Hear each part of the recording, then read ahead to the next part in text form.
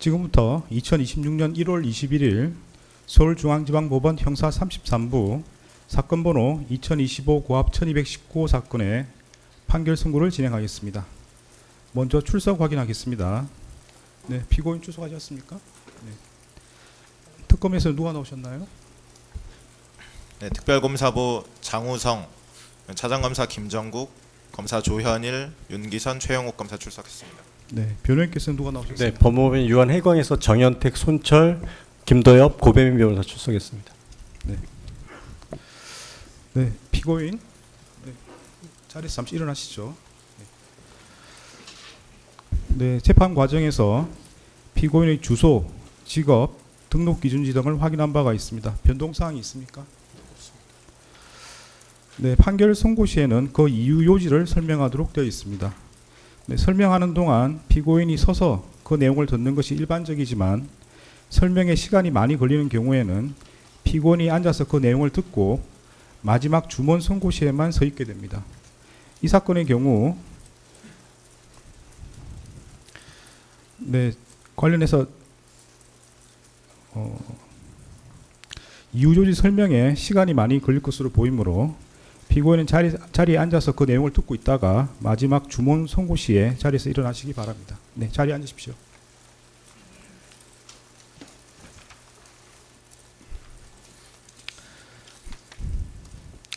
네, 판결 이유에 대해서 설명드리겠습니다.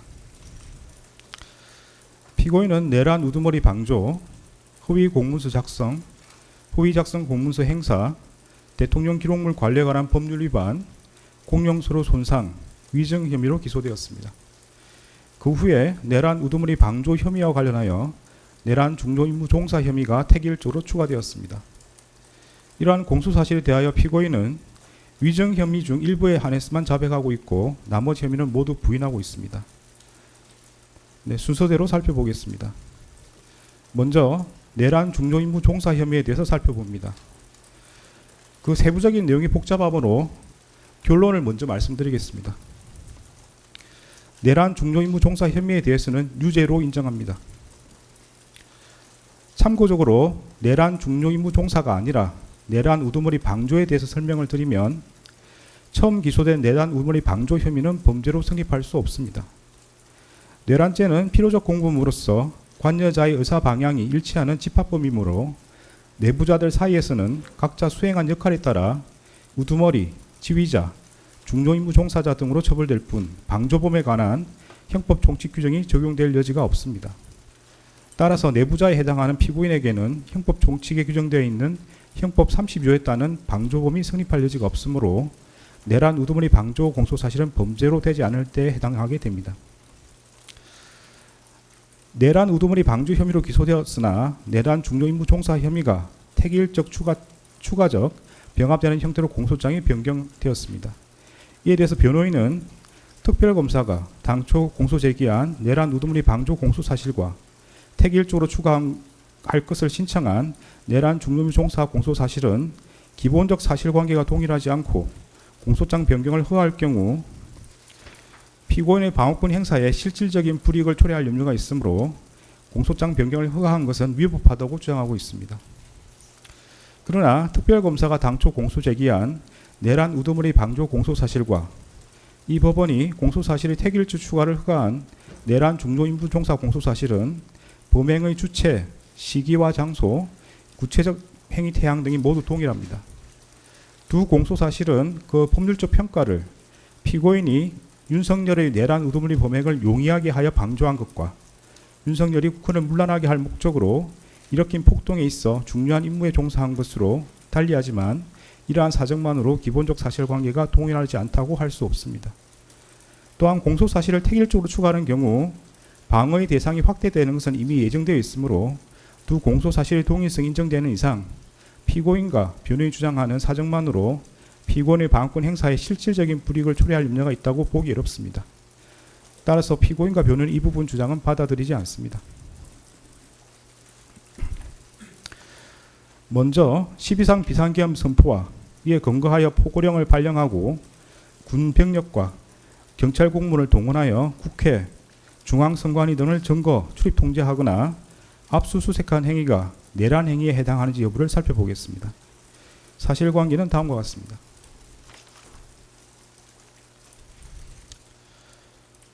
윤석열 전 대통령과 김용현 전 국방부 장관은 국회 다수당이 쟁점 법안들에 대한 단독 처리를 강행하고 형법상 간첩죄 개정에 반대하며 정권 퇴진, 탄핵 집회를 지속하고 국무위원 등 다수의 고위공직자들을 탄핵하며 정부가 추진한 주요 사업의 예산을 삭감하고 중앙선관위 부정선거 관여 의혹과 여론조사기관의 여론조작 등으로 국정 운영이 어려졌다는 이유를 내세워 비상계엄을 선포하기로 마음먹었습니다.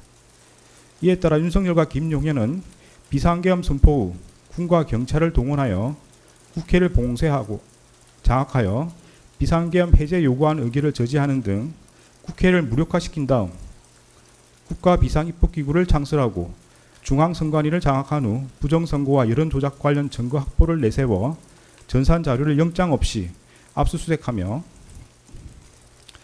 더불어민주당 중앙당과 선거 여론조사기관인 여론조사꽃 사무소를 장악하는 한편 포고령에 근거하여 국회의원, 정치인 등 주요 인사와 중앙선관위 관계자들을 영장 없이 체포구금하고 MBC, JTBC, 한겨레신문, 경향신문, 김어준 운영 인터넷신문 등 당시 정부의 비판적인 입장을 취하는 특정 언론사에 대한 봉쇄, 단전 단수 조치를 하려고 계획하였습니다. 윤석열과 김용현은 위와 같은 모의에 따라 국회 등 주요 기관 봉쇄, 특정 언론사 단전 단수 조치, 국가 비상입법기구 관련 예산 편성 등 소관 부처 장관들에게 지시할 사항을 미리 준비한 후 국무회의 심의 없이 2024년 12월 3일 22시경을 기하여 전국에 비상계엄을 선포하기로 결의하고 비상계엄 선포에 따른 조치 사항이 있거나 비상계엄 선포와 함께 그에 따른 직무수행이 필요한 피고인, 법무부 장관 박성재, 행정안전부 장관 이상민, 통일부 장관 김영호, 외교부 장관 조태열 및 국정원장 조태용만을 사전에 대통령실로 불러 비상계엄 선포 계획과 조치사항을 알리기로 하였습니다.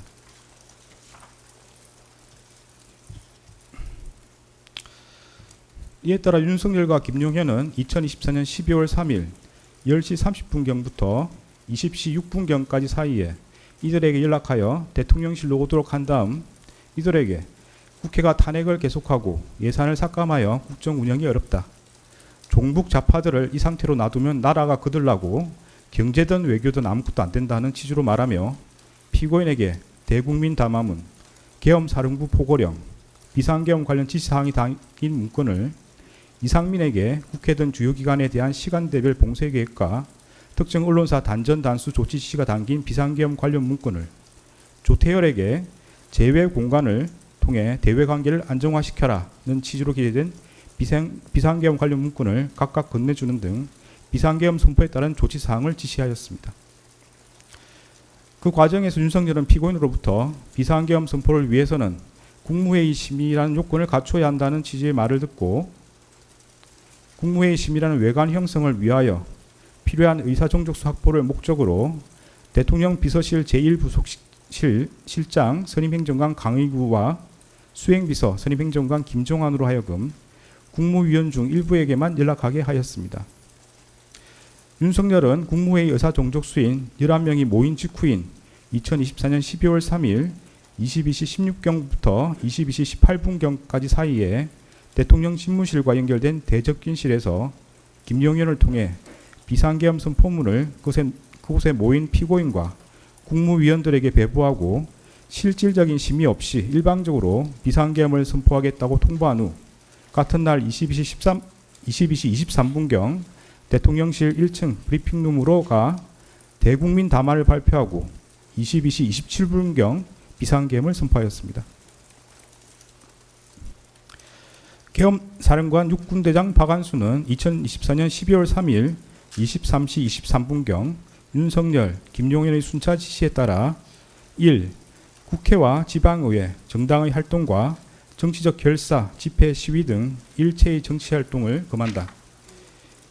2. 자유민주주의 체제를 부정하거나 전복을 기도하는 일체 행위를 금하고 가짜뉴스, 여론조작, 허위선동을 금한다. 3. 모든 언론과 출판은 계엄사령부의 통제를 받는다. 4. 사회 혼란을 조장하는 파업, 태업, 집회 행위를 금한다. 5. 전공의를 비롯하여 파업 중이거나 의료 현장을 이탈한 모든 의료인은 48시간 내 본업에 복귀하여 충실히 근무하고 위반 시는 개헌법에 의해 처단한다. 6. 반국가 세력 등 체제 전복 세력을 제외한 선량한 일반 국민들은 일상생활의 불편을 최소화할 수 있도록 조치한다. 이상의 포고령 위반자에 대하여는 개헌법 9조에 의하여 영장 없이 체포구금, 압수수색을 할 수 있고 개헌법 14조에 의하여 처단한다는 내용의 포고령을 발령하였습니다.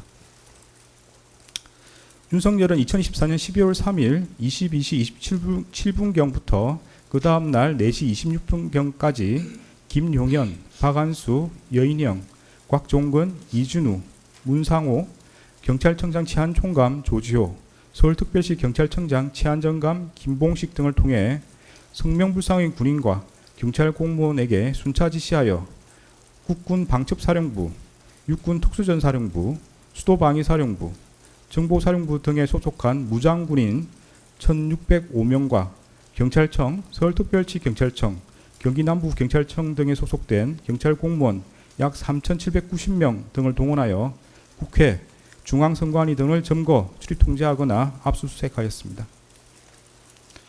다음으로 관련 법률 규정을 살펴봅니다. 형법 87조는 대한민국 영토의 전부 또는 일부에서 국가 권력을 배제하거나 국헌을 문란하게 할 목적으로 폭동을 일으킨 사람은 다음 각 호의 구분에 따라 처벌한다고 규정하면서 그 각 호에서 우두머리는 사형, 무기징역 또는 무기금고에 처한다. 모의에 참여하거나 지휘하거나 그 밖에 중요한 임무에 종사한 사람은 사형, 무기 또는 5년 이상의 징역이나 금고에 처한다. 살상, 파괴 또는 약탈 행위를 실행한 사람도 같다. 부하 수행하거나 단순히 폭동에만 관여한 사람은 5년 이하의 징역이나 금고에 처한다고 규정하고 있습니다. 형법 91조는 이 장에서 국헌을 문란하게 할 목적이란 다음 각 호의 어느 하나에 해당함을 말한다고 규정하면서 1호에서 헌법 또는 법률에 정한 절차에 의하지 않고 헌법 또는 법률의 기능을 소멸시키는 것, 2호에서 헌법에 의하여 설치된 국가기관을 강압에 의하여 전복 또는 그 권능 행사를 불가능하게 하는 것을 들고 있습니다. 형법 87조에서 규정하는 폭동이란 다수인이 결합하여 폭행 또는 협박하는 것을 말하고 여기서 폭행 또는 협박은 일체의 유익력 행사나 외포심을 생기게 하는 해악의 고지를 의미하는 최강의의 폭행 협박을 말하는 것으로서 이를 준비하거나 보조하는 행위를 전체적으로 파악한 개념이며 그 정도가 한 지방의 평온을 해할 정도의 위력이 있음을 요한다고 합니다. 앞서 본 바와 같이 윤석열과 김용현 등은 비상계엄을 선포하고 이에 근거하여 포고령을 발령하였는데 그 포고령은 헌법과 법률에 정한 절차에 의하지 않고 헌법에 의하여 보장되는 의회, 정당제도, 영장주의를 소멸시키고 헌법에 의하여 금지되는 언론 출판에 대한 허가 금지를 시행함으로써 헌법과 법률의 기능을 소멸시키려는 목적, 즉 국헌을 문란하게 할 목적으로 발령한 것이고 또한 다수의 군병력과 경찰 공무원을 동원하여 국회, 중앙선관위 등을 점거, 출입 통제하는 등 다수인을 결합하여 육력을 행사하고 해악을 고지함으로써 한 지역의 평온을 해할 정도의 위력이 있는 폭동을 일으켰다고 인정됩니다. 따라서 12.3 비상계엄 선포와 이에 근거하여 위헌위법한 포고령을 발령하고 군병력 및 경찰 공무원을 동원하여 국회, 중앙선관위 등을 점거, 출입 통제하는 등의 행위는 형법 87조에서 정한 내란 행위에 해당합니다. 이하에서는 12.3 내란이라고 말하겠습니다. 다음으로 내란 중요 임무 종사 행위에 대해서 보겠습니다. 윤석열이 국헌을 문란하게 할 목적으로 일으킨 폭동의 수단으로 선택한 이 사건 비상계엄 선포에 있어 피고인이 국무회의 심의라는 외관을 형성하거나 국무위원들로부터 부서를 받아 절차적 요건을 갖추는 등으로 중요한 임무에 종사한 경우에는 형법 87조 2호에서 정하는 바에 따라 처벌된다고 할 것입니다. 피고인이 구체적으로 어떠한 행위를 했는지 살펴보겠습니다. 네, 공소장에 많은 행위들이 기재되어 있으므로 먼저 결론을 말씀드리겠습니다. 중요 임무 종사로 인정되는 행위는 국무회의 심의라는 외관 형성 관련 행위, 헌법과 법률에 의하여 피고인에게 인정되는 자기 의무 위반 관련 부작위, 국무위원 부서 외관 형성 관련 행위, 주요기관 봉쇄 계획 및 특정 언론사 단전 단수 조치 관련 지시 이행 방안 논의입니다. 공소 사실 중에 중요 임무 종사로 인정되지 않는 행위는 윤석열로부터 행사에 대신 참석하라는 지시를 받았다는 부분 관련 행위, 비상계엄 선포 후 절차적 요건 구비 시도 관련 행위, 계엄 해제 국무회의 심의 지연 관련 행위입니다. 그러면 중요임무 종사에 해당하는 행위를 순서대로 보겠습니다. 먼저 국무회의 심의라는 외관 형성 관련 행위에 대해서 살펴보겠습니다. 피고인이 이 사건 비상계엄 선포에 관하여 국무회의 심의라는 절차적 요건을 외형적으로나마 갖추도록 함으로써 윤석열 등이 내란 행위를 함에 있어 중요한 임무에 종사했다고 인정할 수 있습니다. 구체적 이유는 다음과 같습니다. 헌법과 법률 규정에 따르면 대통령이 비상계엄을 선포하기 위해서는 먼저 국무회의 심의를 거쳐야 하고 그 국무회의 심의는 구성원 과반수의 출석으로 이루어집니다. 당시 국무회의 구성원은 총 21명이었으므로 과반수에 해당하는 11명의 의사종족수를 채우기 위해서는 당시 대통령실에 있었던 7명에 더하여 4명이 추가로 필요한 상황이었습니다. 피고인은 윤석열이 대통령 집무실에서 비상계엄 선포의 필요성과 정당성에 대하여 강변하고 피고인 등의 우려 표명에도 불구하고 미리 준비한 대국민 담화문과 포고령, 비상계엄 관련 지시사항 문건 등을 건네주자 윤석열의 비상계엄 선포 의지가 확고하다는 것을 깨달았습니다. 이에 비상계엄 선포를 위해서는 국무회의 심의를 거쳐야 한다는 것을 알고 있었던 피고인은 윤석열에게 국무회의 심의를 건의하였고 윤석열이 국무회의 소집에 유보적인 태도를 보이자 일단 그 의사종족수라도 갖출 것을 제안하여 윤석열이 비상계엄을 선포하기로 계획한 22시 전에 대통령실로 올 수 있다고 예상한 최상목, 송미령, 조규홍, 오영주, 박상우, 안덕근을 추가로 부르기로 결정하였습니다. 윤석열은 이에 따라 이들 국무위원과 평소 대통령 주재 국무회의에 배석하는 대통령 비서실 소속 수석비서관급 이상 직원들을 대통령실로 소집하였습니다. 피고인은 대적진실에서 박성재, 이상민과 논의하여 헌법과 관련 법령을 검토한 결과 비상계엄 선포를 위해서는 국무회의 심의라는 요건을 갖추어야 하고 의결사항이 아닌 심의사항이라는 것을 재차 확인하였습니다. 피고인은 윤석열이 추가로 소집한 국무위원들의 도착 여부와 무관하게 이미 계획하였던 22시에 비상계엄을 선포할 태세를 보이자 재차 국무회의 심의라는 요건을 갖추어야 하니 의사종족수가 채워질 때까지 기다려달라는 취지로 윤석열을 설득하였습니다. 김용현과 이상민은 피고인에게 손가락으로 숫자 4 또는 1을 표시하며 국무회의 의사종족수를 채우기 위해 남은 인원수를 공유하였습니다. 피고인은 농림축산식품부 장관 송미령에게 전하여 22시 전에 대통령실에 도착할 수 있는지를 확인하였고 송미령이 그 후에 도착한다는 취지로 답하자 빨리 올 것을 수차례 재촉하는 등 국무위원들의 도착 상황을 점검하였습니다.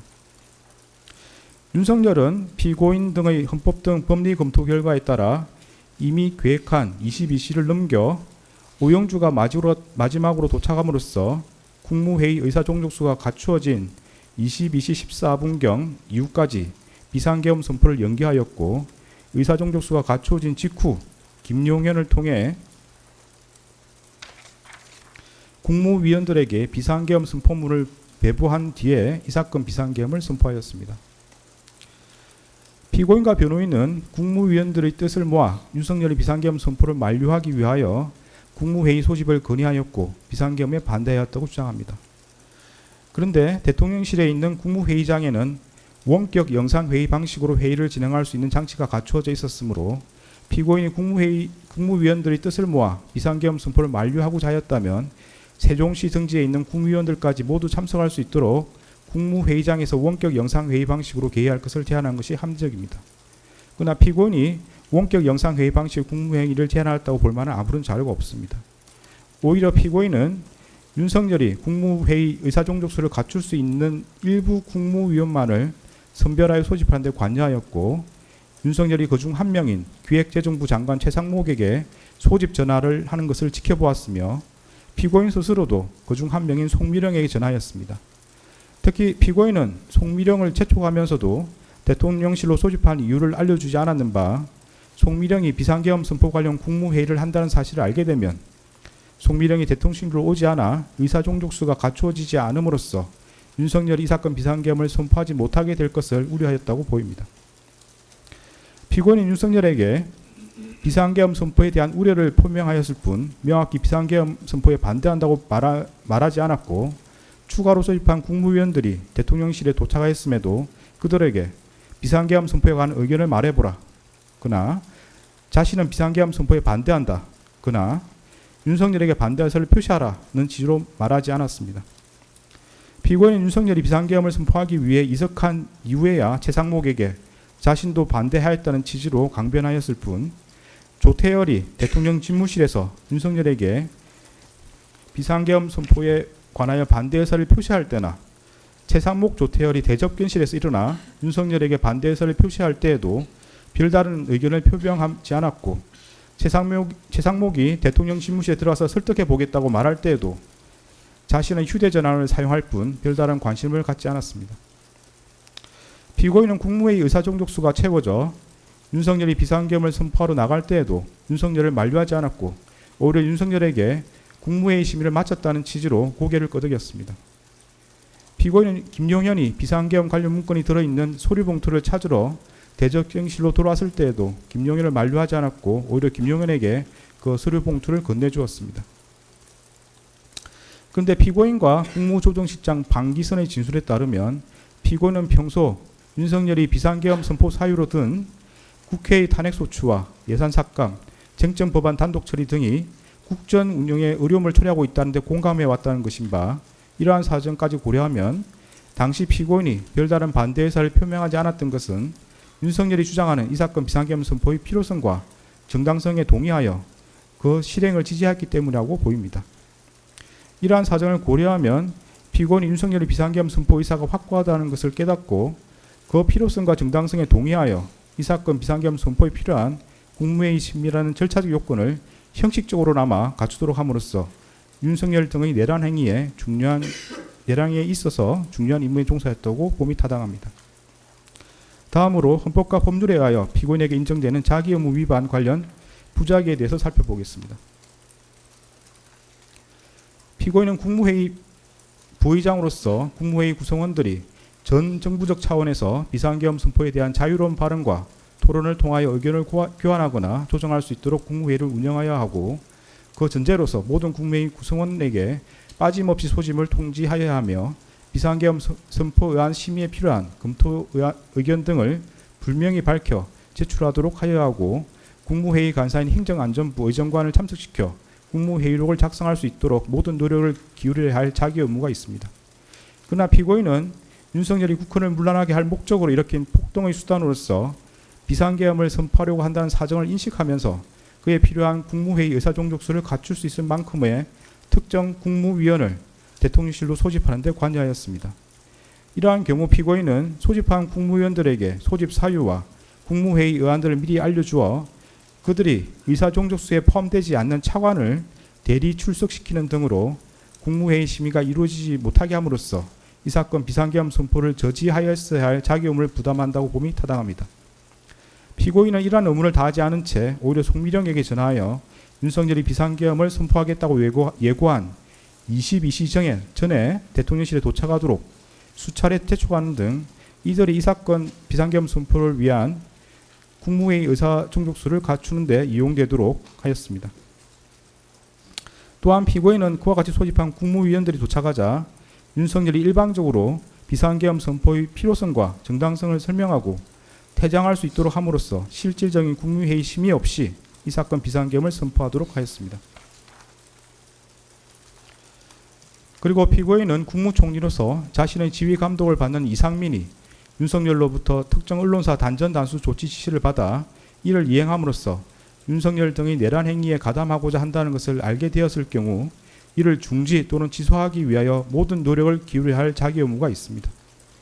그러나 피고인은 이러한 의무를 다하지 않은 채 오히려 이상민과 특정 언론사 단전 단수 조치 지시에 관하여 긴밀히 협의함으로써 이상민으로 하여금 그러한 지시를 수용하고 이를 이행하도록 하였습니다. 이는 피고인이 국무총리로서 부여받은 권한을 행사하지 않은 것이 구체적인 상황에서 현저하게 합리성을 잃어 사회적 타당성이 없는 경우에 해당합니다. 피고인이 이러한 자기 의무를 이행하였더라면 윤석열이 이 사건 비상계엄 선포 등 내란 행위라는 결과를 쉽게 방지할 수 있었다고 인정됩니다.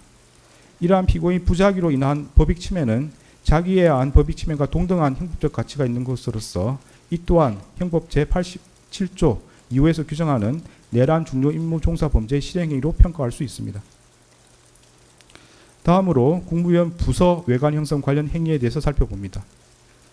피고인이 이 사건 비상계엄 선포에 관하여 국무위원들로부터 부서를 받아 절차적 요건을 갖추도록 시도함으로써 윤석열 등의 내란 행위에 있어 중요한 임무에 종사하였다고 인정할 수 있습니다. 구체적인 이유는 다음과 같습니다. 대한민국 헌법 82조는 대통령의 국법상 행위는 문서로서 하며 그 문서에는 국무총리와 관계 국무위원이 부서한다. 군사에 관한 것도 또한 같다고 규정하고 있습니다. 이러한 헌법 규정에 따르면 비상계엄 선포는 문서의 형식으로 하여야 하고 그 문서에는 국무총리와 관계 국무위원의 부서가 있어야 합니다. 이는 대통령의 권한 행사를 명확하게 하고 책임 소재를 확실하게 하기 위하여 헌법상 요구되는 기관 내부적 권력 통제 절차입니다. 피고인의 수사기관 진술과 국무총리 집무실에서 이루어진 논의 내용을 고려하면 피고인은 과거 비상계엄 선포에 모든 국무위원이 부서였다는 사실을 알고 있었고 이 사건 비상계엄 선포에 관여 국무위원의 부서가 필요하다는 사정 역시 인식하고 있었습니다. 박성재와 이상민이 참석자 서명을 받아야 한다는 취지로 논의한 뒤 강의구에게 국무위원 서명을 받도록 준비해달라고 요청하는 것을 피고인이 지켜보았고 강의구가 대적균실을 나가는 국무위원들에게 서명 작업을 준비하고 있으니 기다려달라고 말하는 것도 지켜보았습니다. 피고인은 최상목 조태열이 서명을 하지 못하겠다는 취지로 말하자 여기 모여서 회의에 참석했다는 의미로 서명할 수 있는 것 아니냐는 취지로 국무위원들에게 서명할 것을 직접 지시하였습니다. 그런데 통상적인 국무회의의 경우에는 참석한 국무위원을 전자적 방식으로 확인하여 국무회의록에 기재하고 국무위원이 수기로 서명하는 절차는 마련되어 있지 않습니다. 결국 박성재와 이상민의 논의에 따라 피고인 국무위원들에게 지시한 서명은 국무회의 참석 여부를 확인하는 의미의 서명이 아니라 대통령의 국법상 행위인 비상계엄 선포에 관하여 절차상 요구되는 국무회의 부서를 의미합니다. 피고인은 최상목, 조태열 등 일부 국무위원의 반대로 결국 비상계엄 선포에 관한 국무회의 부서가 이루어지지 않자 비상계엄 해제 국무회의를 마친 직후 국무위원들에게 국무회의 심의를 거쳐 비상계엄을 해제했지만 앞서 있었던 비상계엄 선포 국무회의 심의의 하자로 해제가 되지 않을 수 있다는 취지의 논리를 내세우며 국무위원들을 설득하여 다시금 부서를 받으려고 시도하였습니다. 이러한 사정을 고려하면 피고인이 앞서 이 사건 비상계엄 선포에 관하여 국무회의 심의라는 절차 요건을 외형적으로나마 갖춘 것과 같은 취지에서 국무위원들로부터 비상계엄 선포의 절차 요건에 해당하는 부서를 받고자 시도함으로써 윤석열 등의 내란 행위에 있어 중요한 임무에 종사하였다고 봄이 타당합니다. 다음으로 주요기관 봉쇄 계획 및 특정 언론사 단전 단수 조치 관련 지시 이행 방안 논의와 관련해서 살펴봅니다. 피고인 이상민과 특정 언론사 단전 단수 조치 관련 지시 이행 방안 등을 논의하고 이를 이행하도록 함으로써 윤석열 등의 내란 행위에 있어 중요한 임무에 종사하였다고 인정할 수 있습니다. 구체적인 이유는 다음과 같습니다. 대한민국 헌법 21조는 모든 국민은 언론 출판의 자유와 집회 결사의 자유를 가진다. 언론 출판에 대한 허가와 검열, 집회 결사에 대한 허가는 인정되지 아니한다고 정하고 있습니다. 여기서 말하는 검열은 그 명칭이나 형식과 관계없이 실질적으로 행정권이 주체가 되어 사상이나 의견 등이 발표되기 이전에 예방적 조치로서 그 내용을 심사 선별하여 발표를 사전에 억제하는, 즉 허가받지 않은 것의 발표를 금지하는 제도를 뜻하고 이러한 사전 검열은 법률로서도 불가능한 것으로서 절대적으로 금지됩니다. 언론 출판에 대하여 사전 검열이 허용될 경우에는 국민의 활동의 독창성과 창의성을 침해하여 정신생활에 미치는 위험이 클 뿐만 아니라 행정기관이 집권자에게 불리한 내용의 표현을 사전에 억제함으로써 이른바 관제 의견이나 지배자에게 무해한 여론만이 허용되는 결과를 초래할 염려가 있기 때문에 헌법이 절대적으로 금지하고 있는 것입니다. 이상민이 윤석열의 지시에 따라 소방청장 허석곤에게 전달한 특정 언론사 단전 단수 조치는 경찰이 2024년 12월 3일 24시경 특정 언론사를 진입 봉쇄하면 소방이 단전 단수 조치를 하라는 취지의 내용입니다. 그런데 특정 언론사를 물리적으로 봉쇄하여서 단전단수 조치를 하면 그 업무 수행이 사실상 불가능해진다는 것은 분명합니다. 이는 결국 행정권이 주체가 되어 사전에 특정 언론사의 발표를 전면적으로 금지하는 것으로서 헌법에 의하여 절대적으로 금지되는 언론 출판에 대한 허가 검열에 해당합니다. 피고인이 이 사건 비상계엄 선포 후 이상민과 특정 언론사 단전단수 조치 지시의 이행의 내용과 근거, 그 이행 방안 등에 관해 논의하였고, 피고인은 이상민이 그 지시에 따르지 않도록 제재하거나 만류하지 않았으며, 오히려 대통령실 CCTV 영상에 따르면 피고인은 그 지시의 이행을 독려한 것으로 보입니다. 그에 따라 이상민은 포고령 발령 후 조지호 호석군에게 전화하여 그 지시를 이행하였고, 그 다음날 그 지시의 이행 여부를 확인하였습니다. 이러한 사정에다가 피고인이 국무총리에서 갖는 지위와 권한을 더하여 보면 피고인이 국무총리에서 자신의 지휘 감독을 받는 이상민과 특정 언론사 단전단수 조치 지시에 관해 논의하고 이를 이행하도록 함으로써 윤석열 들의 내란 행위에 있어 중요한 임무에 종사했다고 봄이 타당합니다. 공소 사실에는 기재되었으나 내란 중요 임무 종사로 인정되지 않는 부분을 보겠습니다. 먼저 윤석열로부터 행사에 대신 참석하라는 지시를 받았다는 부분 관련입니다. 윤석열이 이 사건 비상계엄을 선포한 후 대접경실로 돌아와 피고인에게 내가 당분간 가야 하는 임박한 행사를 대신 가줘야겠다는 취지로 말하였고, 이에 피고인이 알겠다는 취지로 수락한 사실은 인정이 됩니다.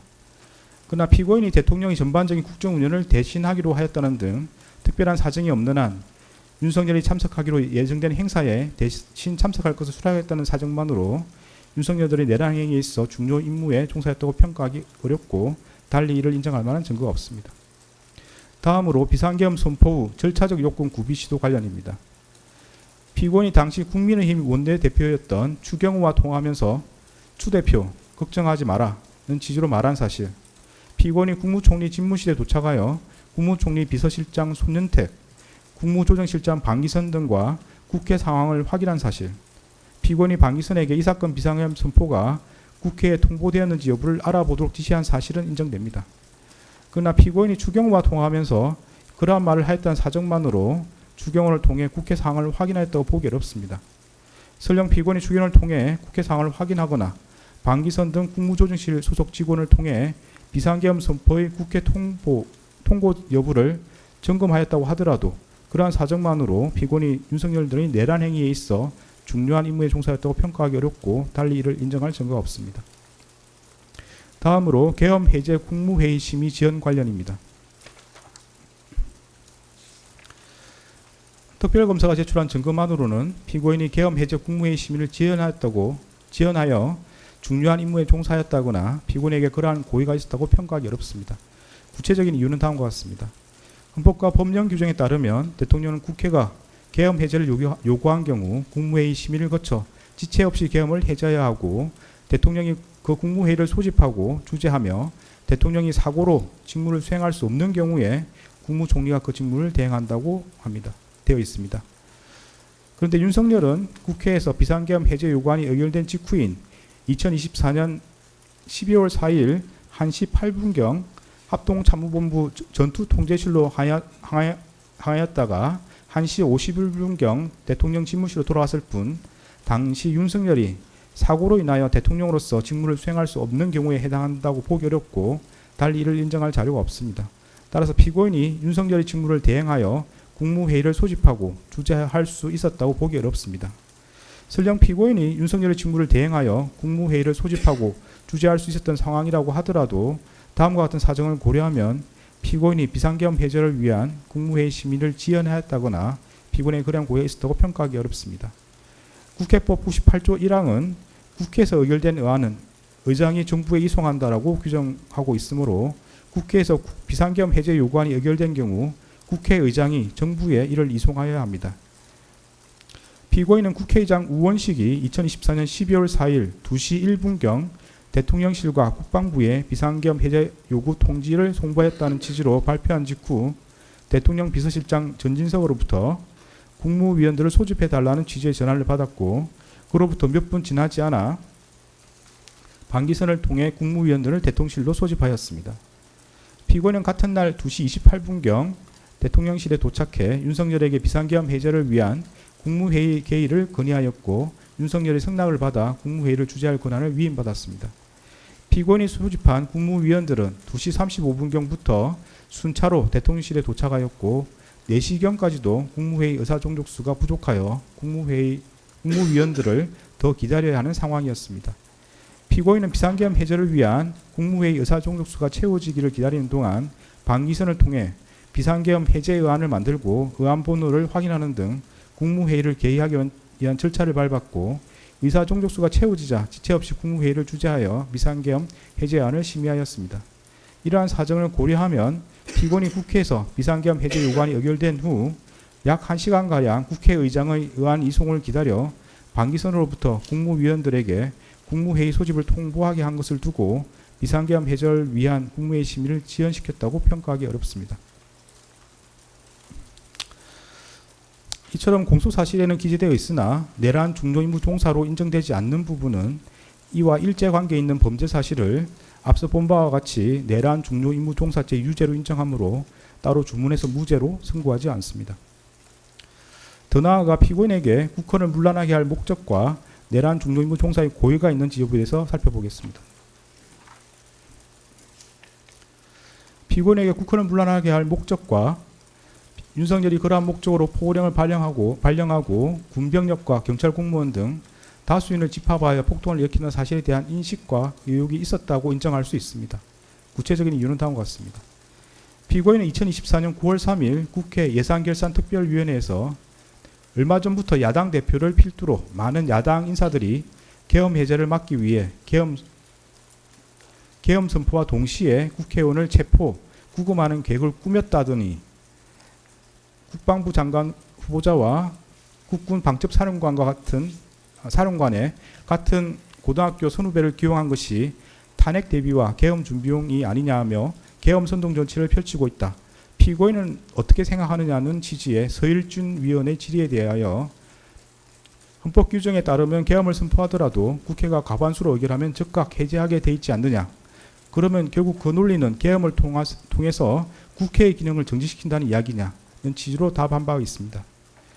피고인이 이 법정에서 이에 대하여 국회의원들이 2024년 9월경 계엄 준비설이 언급되던 시기에 비상계엄을 할 것이다 고 계속 질의했기 때문에 얼마나 가능성이 없는 일인지 강조하는 취지에서 비상계엄을 선포하더라도 국회에서 해제 요구를 하면 해제할 수밖에 없다고 답하였던 것 같다라는 취지로 진술하였습니다.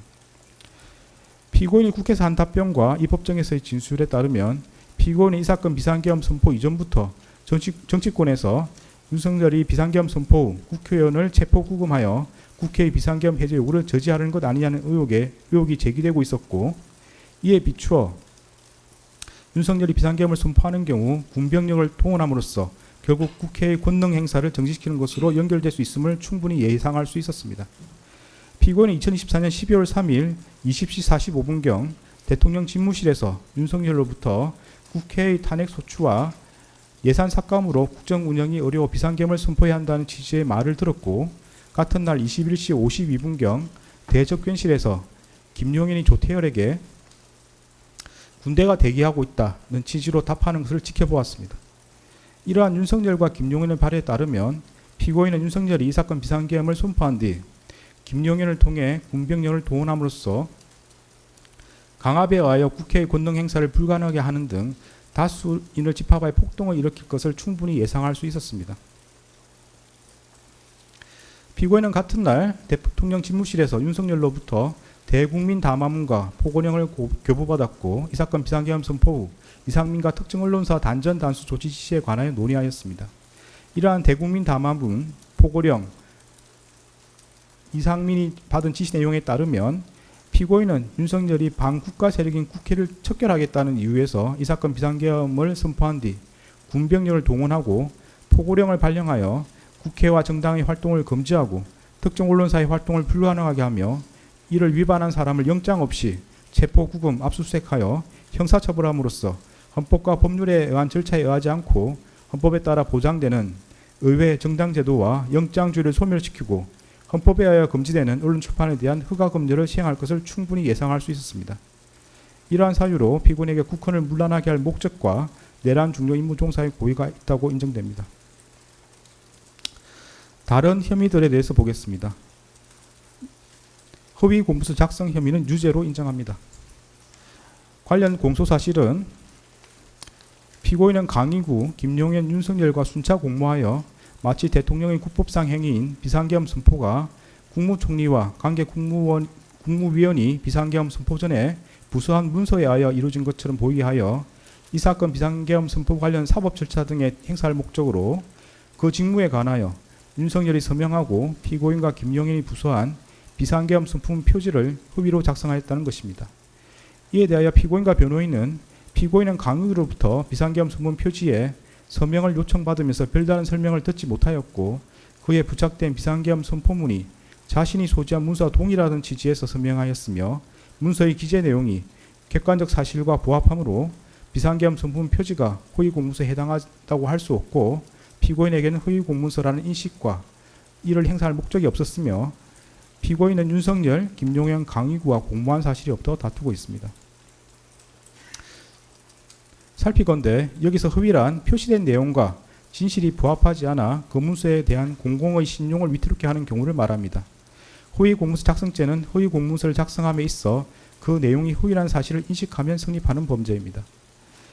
비상계엄 선포문 표지는 2024년 12월 3일자로 성립한 문서로서 대통령이 헌법 규정에 따라 국무총리와 관계 국무위원이 부수한 문서로서 이 사건 비상계엄을 선포했다는 사실관계 및 그로서 헌법상 요구되는 기관 내부적 권력 통제 절차가 작동하였음을 증명하는 기능을 갖습니다. 그러나 사실 비상계엄 선포문 표지는 2024년 12월 3일 이후에 피고인 김용현, 윤석열이 순차 서명함으로써 문서로서 성립하였고 윤석열은 피고인과 김용현이 부수한 문서로 이 사건 비상계엄을 선포하지 않았습니다. 이는 결국 표시된 내용과 진실이 부합하지 않아 문서에 대한 공공의 신용을 위태롭게 하는 경우에 해당하므로 허위에 해당한다고 볼 수 있습니다.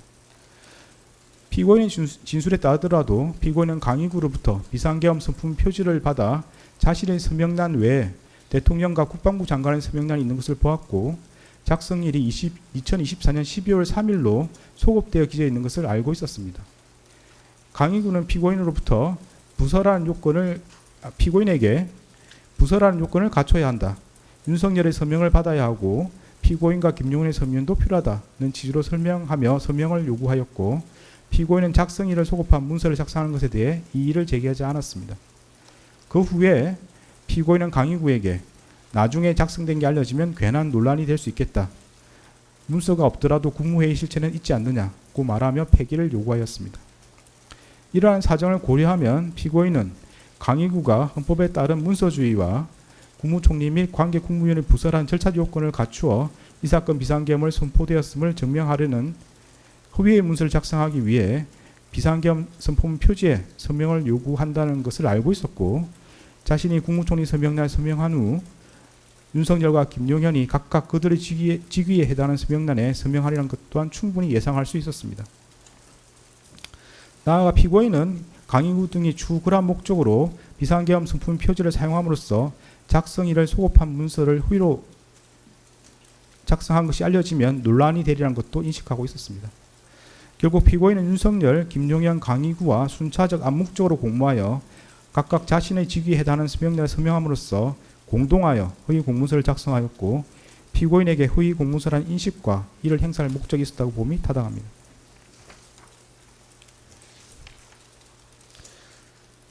허위 작성 공문서 행사 혐의는 무죄입니다. 관련 공소사실은 피고인은 윤석열, 강의구, 김용현과 공모하여 허위로 작성한 공문서인 윤석열이 서명하고 피고인과 김용현이 부서한 비상계엄 선포문 표지를 건물 옆 대통령 비서실 부속실에 보관하는 방법으로 행사하였다는 것입니다. 그런데 문서의 행사란 위조된 문서를 진정한 문서인 것처럼 그 문서의 효용 방법에 따라 이를 사용하는 것을 말합니다.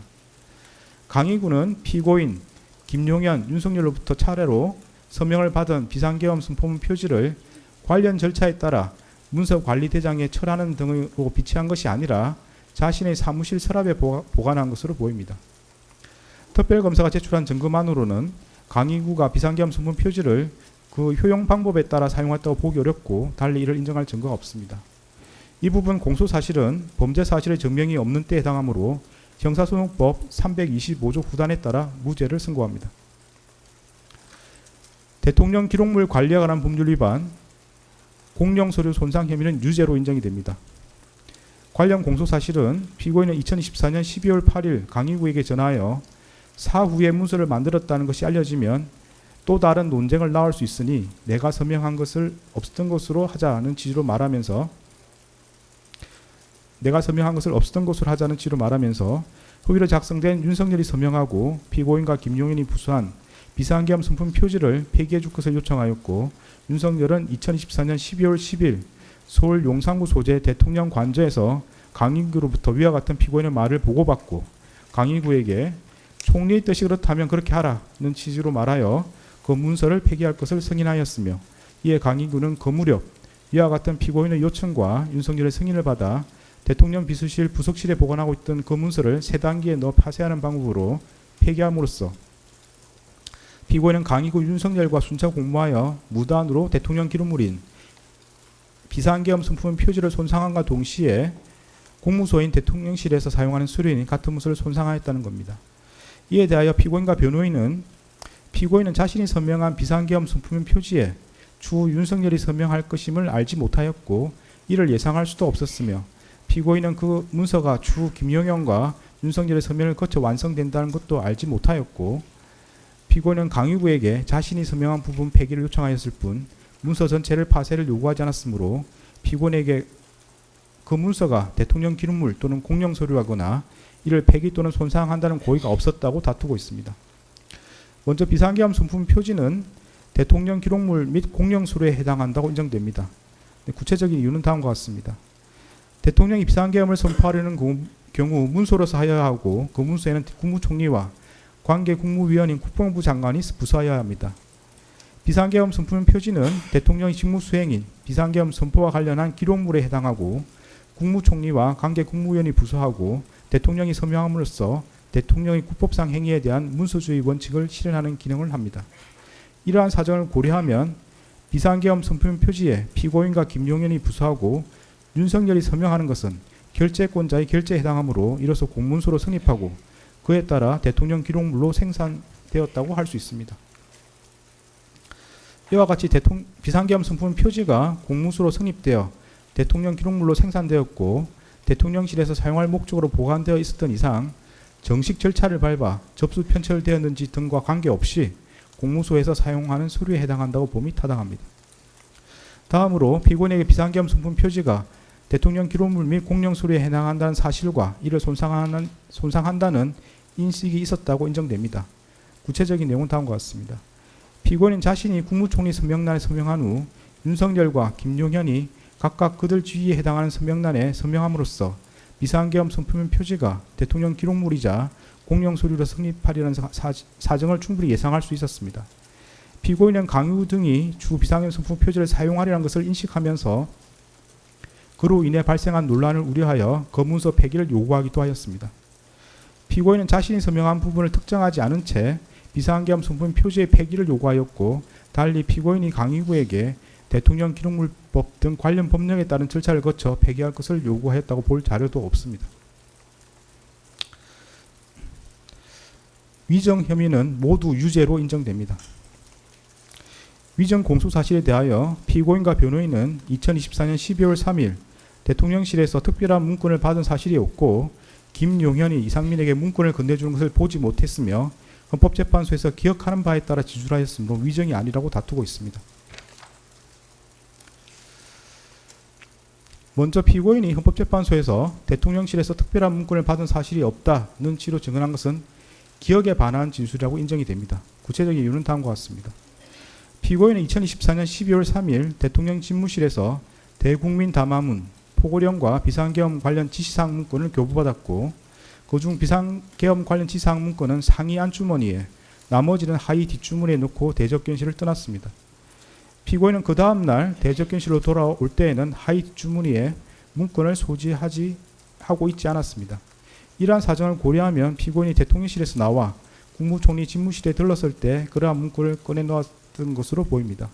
피고인의 진술에 따르더라도 피고인은 국무총리 집무실에 문건을 꺼내놓고 며칠 뒤에 조태열이 받은 재해공간 관련 지시사항 문건 등을 살펴보았음에도 특별한 내용이 아니어서 폐기하였다는 것입니다. 여기에 국무총리 비서실 공보실장 김수혜의 진술을 더하여 보면 피고인은 하의 뒷주머니와 상의 안주머니에 넣어 가져간 문건을 단순히 국무총리 집무실에서 문서 세줄기에 넣어 폐기한 것이 아니라 외부로 가지고 나와 별도의 방법으로 폐기하거나 또는 아직 보관하고 있는 것으로 보입니다. 이처럼 피고인은 국무총리 집무실에 들러 자신이 받은 문건을 꺼내놓고 며칠 뒤에 문건을 살펴보아 특별한 내용인지 여부를 판단한 다음 외부로 가지고 나와 그 폐기 또는 보관 여부를 결정하였습니다. 피고인은 그로부터 약 3개월이 지나 헌법재판소에서 대통령실에서 특별한 문건을 받은 사실이 없다는 취지로 정언하였습니다. 피고인과 변호인은 비상계엄이란 급박한 상황에서 많은 자료들을 보며 다수의 사람들과 대화하였기에 당시 상황을 하나하나 모두 기억하기 어려웠고 일부 기억은 혼재되었기도 하였다. 피고인이 헌법재판소에서 정언하는 것은 비상계엄 선포 이후 3개월이 지난 시점에서 이루어진 것이어서 피고인이 그 당시 상황을 모두 기억하며 정언하기란 현실적으로 매우 어려웠다는 취지로 주장하고 있습니다. 그러나 피고인은 기억이 정확하지 않다는 등으로 진술을 유보하지 않은 채 단정적으로 문건을 받은 사실이 없다는 취지로 진술하였습니다. 여기에 기록에 나타난 피고인의 학력, 경력, 사회적 지위 등 재반 사정을 더하여 보면 피고인이 불과 약 3개월 만에 대통령실에서 대국민 담화문, 포고령, 비상계엄 관련 지시사항 문건, 비상계엄 선포문을 받은 기억을 기억하지 못하였다는 취지의 주장은 도저히 수긍하기 어렵습니다. 다음으로 피고인이 헌법재판소에서 김용현이 이상민에게 문건을 건네주는 것을 보지 못했다는 취지로 정언한 것도 기억에 반한 진술이라고 인정됩니다. 피고인은 김용현이 2024년 12월 3일 22시 16분경 강의규를 통해 복사한 비상계엄 선포문을 피고인, 이상민, 송미령 등에게 나누어 주는 것과 이상민이 같은 날 22시 43분경 대접견실 탁자 위에 놓여 있던 비상계엄 선포문 등 문건을 한데 모아두는 것을 모두 지켜보았습니다. 피고인은 대접견실에서 이상민과 대화를 마친 후 그 문건 더미를 하의 뒷주머니에 집어넣어 가지고 나왔고 별도의 방법으로 폐기하였거나 아직 보관하고 있는 것으로 보입니다. 피고인은 기억이 정확하지 않다는 등으로 진술을 유보하지 않은 채 단정적으로 보지 못했다는 취지로 진술하였습니다. 여기에 기록에 나타난 피고인의 학력, 경력 등 재반 사정을 고려하면 피고인이 불과 3개월 만에 김용인의 이상민에게 비상계엄 선포문을 나누어 준 사실을 기억하지 못하였다는 취지의 주장은 수긍하기 어렵습니다. 네, 유무죄에 대한 설명을 마치고 양형에 대해서 보도록 하겠습니다.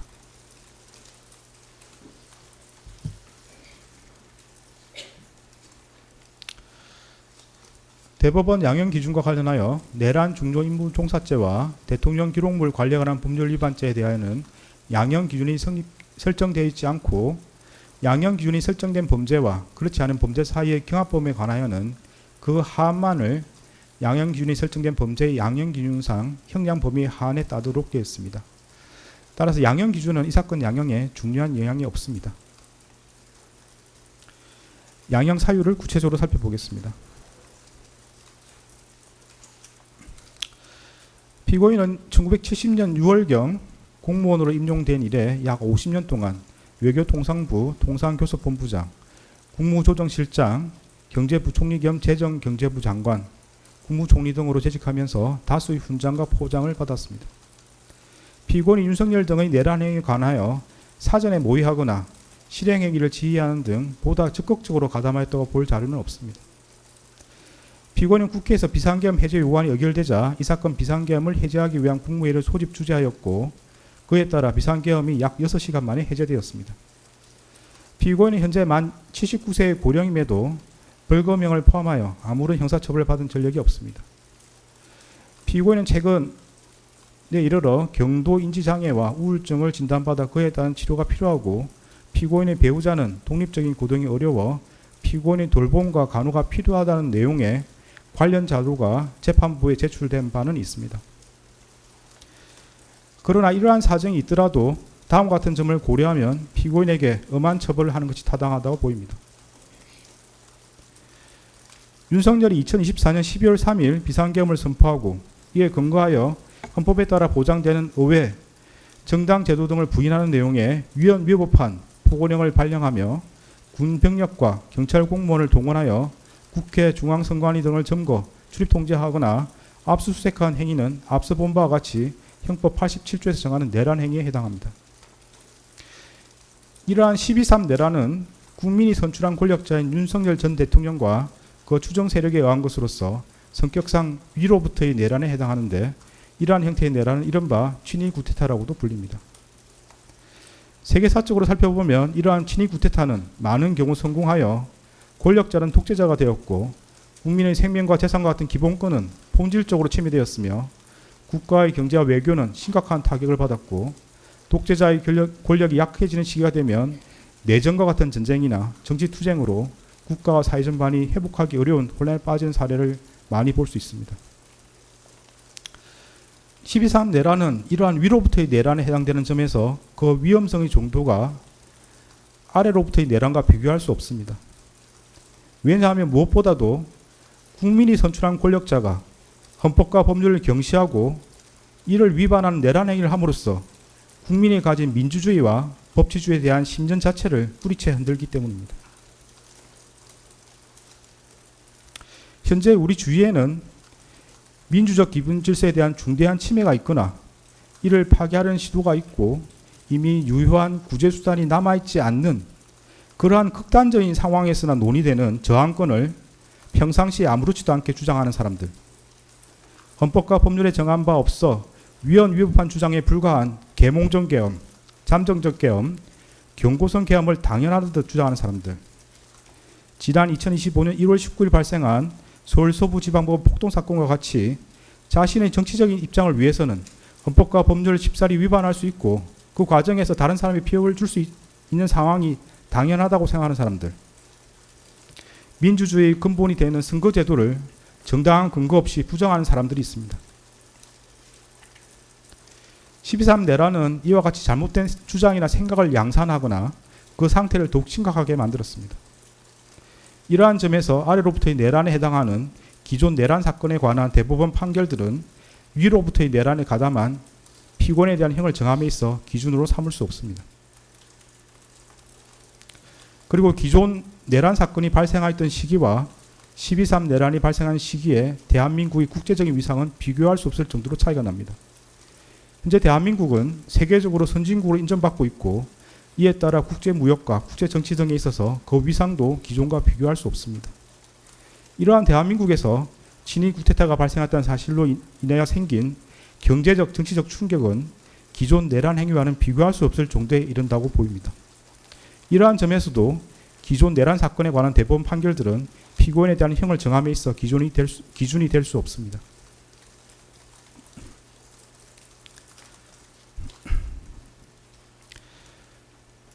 (12.3) 내란 과정에서 사망자가 발생하지 않았고 내란 행위 자체는 몇 시간 만에 종료되긴 하였습니다. 그러나 이는 무엇보다도 무장한 계엄군의 맨몸으로 맞서 국회를 지킨 국민의 용기에 의한 것입니다.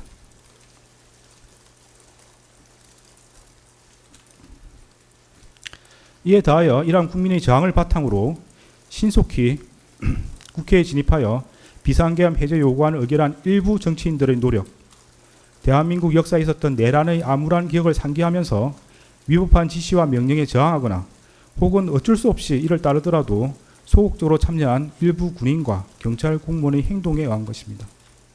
결코 12.3 내란 가담자에 의한 것이 아닙니다. 따라서 12.3 내란 가담자에 대한 형을 정함에 있어 피해 발생이 경미하였다거나 짧은 시간 동안 진행되었다는 사정을 깊이 고려할 수는 없습니다. 일단 국헌을 물랑하게 할 목적의 폭동이 발생하면 이로 인하여 막대한 인명과 재산상 피해, 사회적 혼란이 초래될 것은 분명하고 혹시라도 내란이 성공하여 국민적 합의로 성립한 현재의 헌법 질서가 폭력에 의하여 무너지게 되면 이를 원래대로 회복하는 것은 대단히 어려운 일이 될 것입니다. 따라서 그러한 내란 행위를 사전에 차단할 필요가 있고 이러한 목적을 달성하기 위해서는 내란 행위에 가담한 사람들을 무겁게 처벌하는 것이 불가피합니다. 피고인은 간접적으로나마 민주적 정당성과 그에 대한 책임을 부여받은 국무총리로서 헌법과 법률을 준수하고 헌법을 수호하고 실현하기 위한 모든 노력을 기울여야 할 헌법적 의무를 부담합니다. 그럼에도 피고인은 12.3 내란이 성공할지도 모른다는 생각에 이러한 의무와 책임을 끝내 외면하고 오히려 그 일원으로서 가담하기로 선택하였습니다. 이러한 피고인의 행위로 인해 대한민국을 자칫하면 국민의 기본권과 자유민주적 기본 질서가 유린당하였던 어두운 과거로 회귀하여 독재 정치라는 수렁에서 장기간 헤매 나오지 못하게 될 수 있었고 국민은 씻을 수 없는 상실감과 상처를 입게 되었습니다.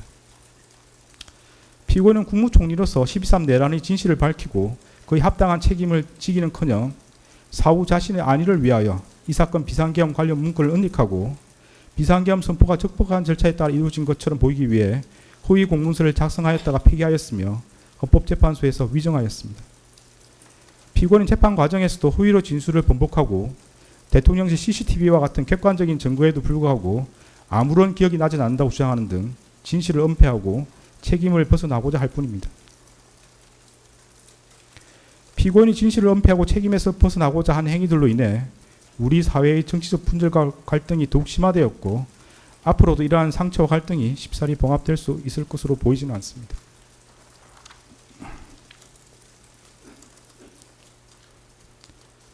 피고인은 제2회 공판기일에서 12.3 내란에 관하여 여러 가지 법적인 검토가 필요하여 공개적으로 제지하지 못했다는 취지로만 진술하였다가 이 법원의 요구에 따라 내란 중요임무 종사 공소사실이 택일조로 추가되고 대통령실 CCTV 영상 재생 및 증인신문 등 증거조사를 거쳐 자신의 범죄 사실이 탄로나 형사처벌의 기로에 서자 마지못해 최후 진술에 이르렀어야 국민이 겪은 고통과 혼란에 대해 가슴 깊이 죄송스럽게 생각한다는 취지로 진술하였지만 그 사과의 진정성을 인정하기 어렵습니다.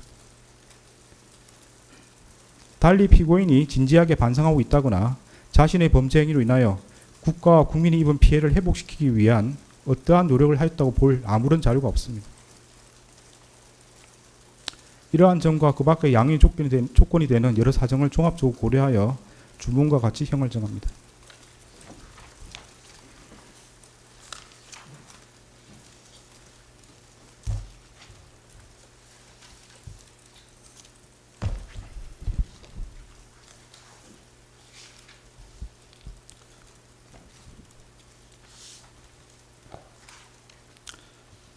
주문. 피고인을 징역 23년에 처한다. 이 사건 공소 사실 중 허위 작성 공문서 행사의 점은 무죄. 판결에 불만이 있으면 일주일 이내에 항소장을 제출해서 다툴 수 있습니다. 항소하는 경우는 서울고등법원에서 재판이 진행됩니다. 무죄 부분이 있습니다. 관련해서 안대문을 제공하고 주문의 무죄로 표시된 부분에 대해서는 관보나 신문 등에 이를 기재할 수 있습니다. 그런 절차를 원합니까? 피고인한테 묻습니다. 무죄 부분을 신문이나 관보 등에 게시하기를 원합니까? 특별히 그럴 계획 없습니다.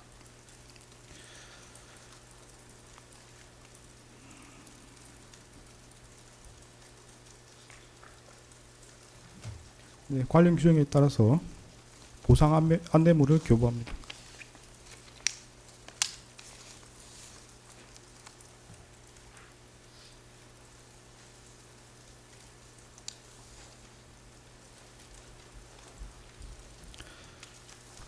네, 다음은 법정 구속 여부를 판단하기 위해서 신문 절차를 진행하겠습니다. 네, 이 부분은 의무 중개 대상이 아닌 것으로 보이고 피고인의 사생활 보호 등을 고려해서 중개하지 않겠습니다. 그래서 중개는 여기서 중단하도록 하겠습니다.